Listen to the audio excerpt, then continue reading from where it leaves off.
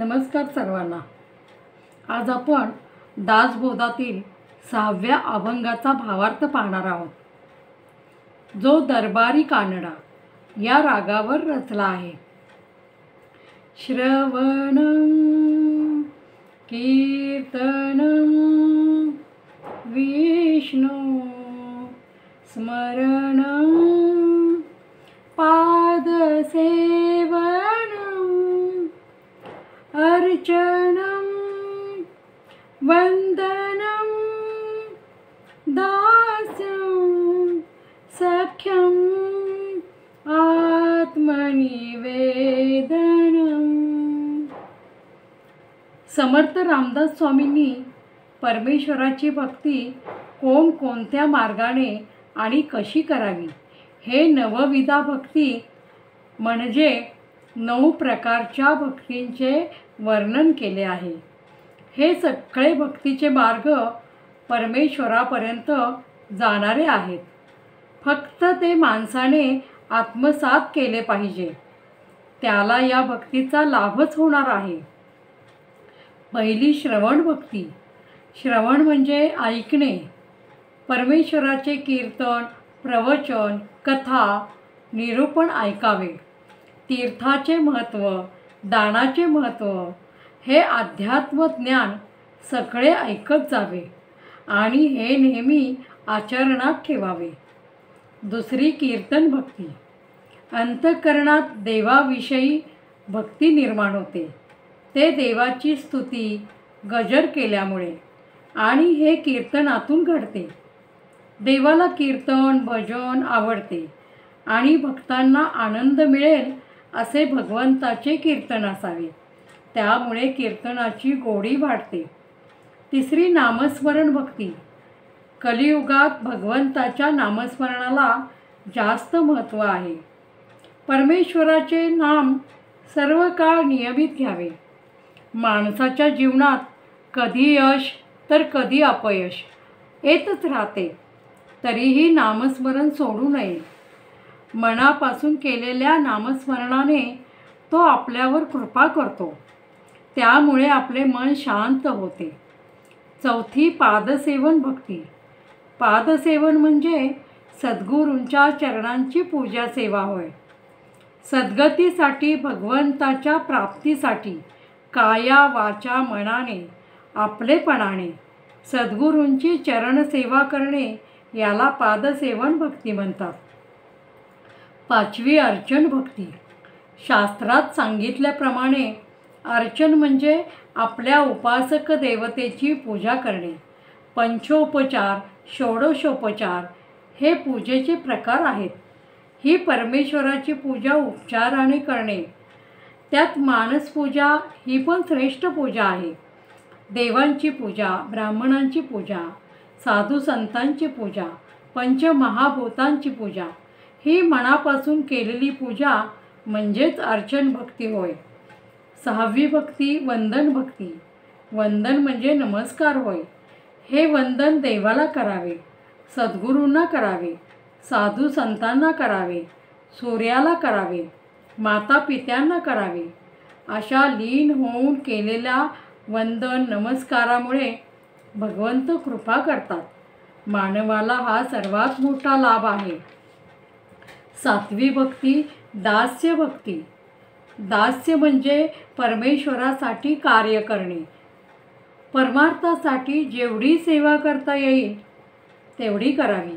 भंगलेली देवळे बांधावी, जीर्णोद्धार करून देवाचे वैभव वाढवावे।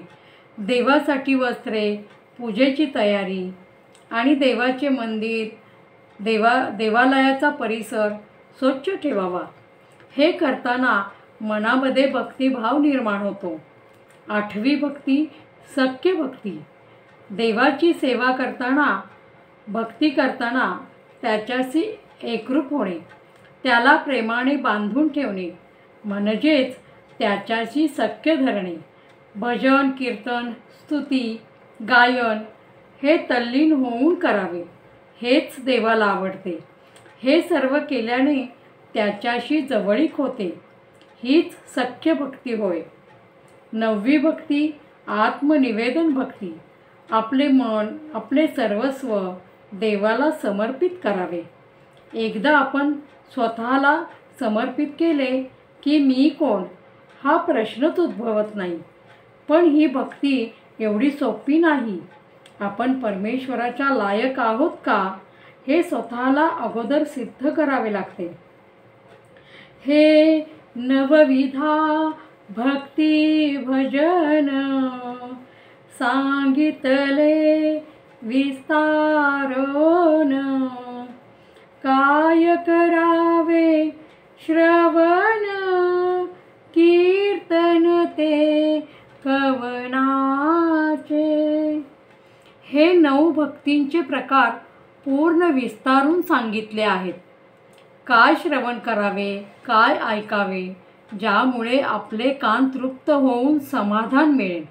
कुणा देवाचे कीर्तन करावे म्हणजे त्यामध्ये भक्तिरंगात रंगून जाऊ, हे सगळे सांगितले आहे. मरणाचे स्मरण सावे अखंड हरिनाम घ्यावे. अखंड हरिनाम घ्यावे. ओम श्रीराम ओम श्रीराम. संत चरण वंदावे पाद सेवन भक्ती घडे. माणूस जन्माला आला की तो एक दिवस मरणार. या गोष्टीची आठवण माणसाला नेहमी असावी. त्यासाठी कधीही खंड न पडता अखंड देवाचे नाव घेत राहावे. श्रीरामाचा जप करावा. त्यासाठी संतांच्या चरणाशी शरण जावे, त्यांना वंदन करावे.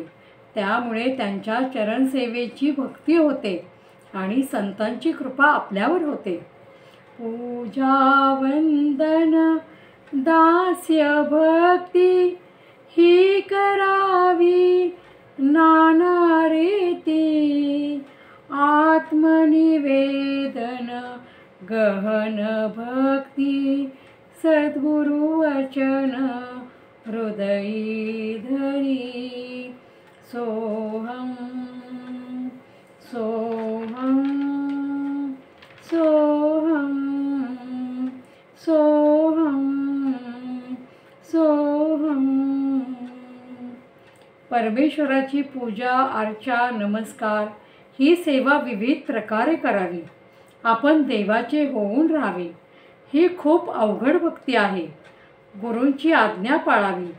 त्यांचा प्रत्येक शब्द हृदयापासून पाळावा, तरच या भक्तीचे फळ निश्चितच आहे.